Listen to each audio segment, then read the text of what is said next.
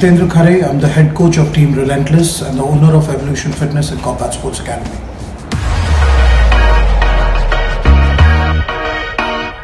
I started watching the sport of MMA when Pride was being telecasted on ESPN.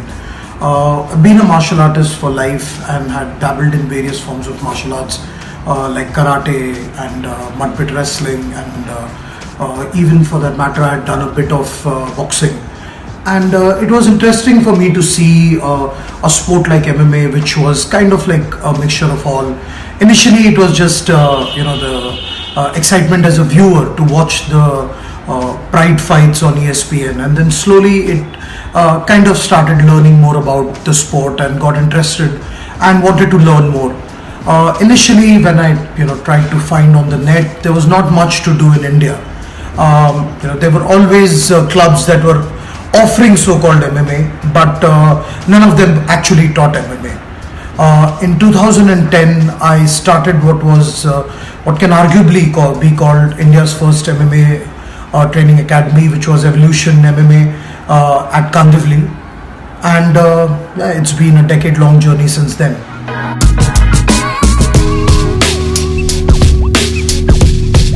What I love about my job as a coach is that the sport is so ever evolving that I have to always stay on my toes.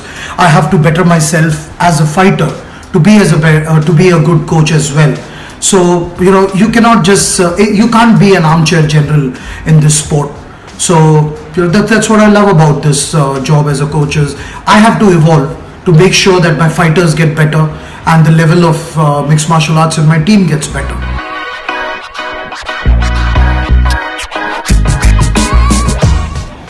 So about 8 years ago, I gave up my job, a full-time job at a corporate as a project manager, to become a full-time coach. So if I look back and I wonder, what would I be doing if I wasn't a coach? I think by now probably I would have killed a few people at my corporate job and would be behind bars.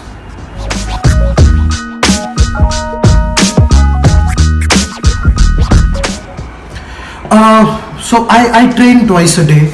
I spend about 4 hours on the mat and another hour in the weight room. So yeah, I don't think I have too many passions apart of this sport and fighting. But yes, I do enjoy training with my son Aryan and his friend Nirvan, and I think that's something that I have begun to enjoy is teaching the next generation, and I think that's something that I would like to take up next.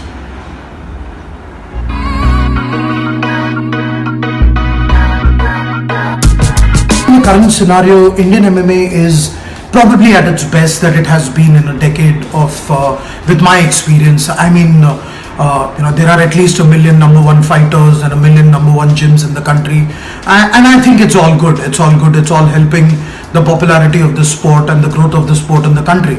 So yeah, I think it's only going to get better from here and bigger things to come for the sport.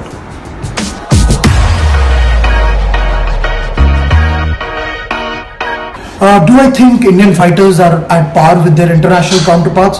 I 100% believe that we have the talent to be at par with our international counterparts. What I think we are lacking is the experience. I think we need more fighters that will go out and compete at international level, instead of talking about, instead of us saying that yes we are there. I think it's time we prove that we are there.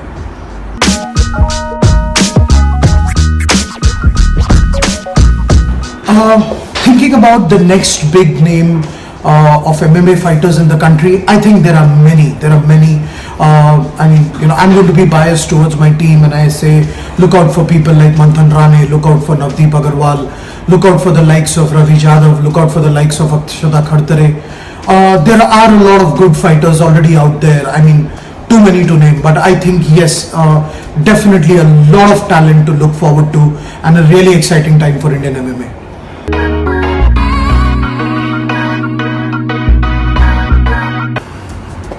I think it's a little too early to decide who is the best pound for pound fighter in our country. I think we are at a very nascent stage, and I think I'll be jumping the gun by taking any name right now. I think we are at least, if not 5-10 years away from deciding who's the best pound for pound fighter in this country.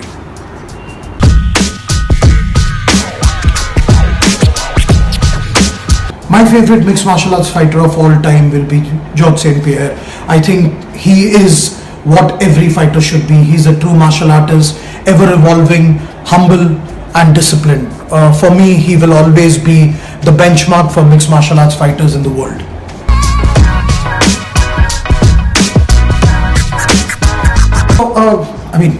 What I find funny about the Indian MMA scene today is, like I mentioned, every fighter out there claims to be number one. I truly believe that we should look at whom people have fought before we decide what makes number one.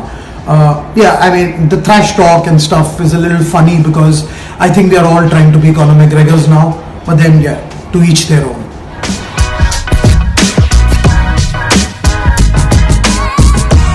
As a coach, my targets are very simple. My short-term targets are always the fight camps for my fighters. My long-term target is to put Team Relentless on the world map. I do want to be known as one of the best teams in the world, not just India and Asia, in the world. So that is my long-term target. It's as the saying goes, the greatest fear in life is not to set your goals too high and not achieve it, but to set it low and achieve it.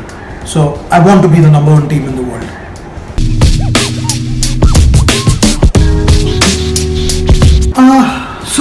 On a very honest note, there's nothing that I hate about Indian MMA. I think everything that we are doing, good, bad, ugly, is all setting us up for the bigger stage. And I think we are on the right track, and I see ourselves becoming a force to reckon with very soon.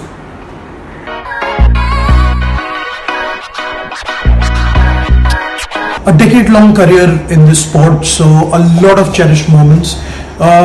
Too hard to point out, but I think that on the top of my head there are only two moments that come to my mind. One was my 9 minutes in the international amateur cage of Ultimate Beatdown. Though I lost the fight, I think I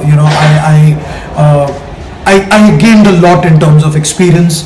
And my second most cherished moment in this last decade was seeing my son step on the mat for his first international grappling bout.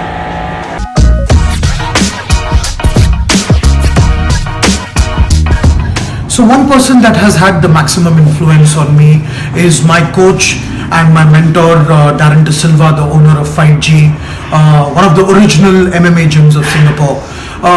Darren sir has been a huge influence on my life, not just my training. He's shown me the way in many manners. He's taught me how to be a better human being, a better coach, and I'll always be grateful to him for everything he has done for me, and I don't think that I'll ever be able to repay him in this lifetime.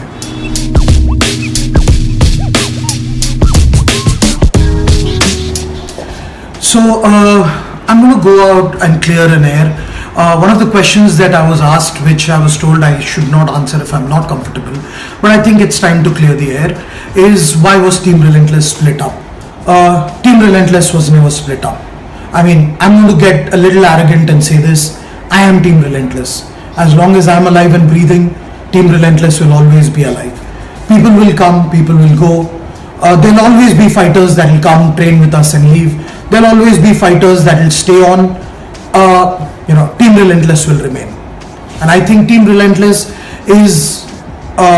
has created a mark of its own on Indian MMA, which will never ever be deleted by fighters leaving or joining Team Relentless.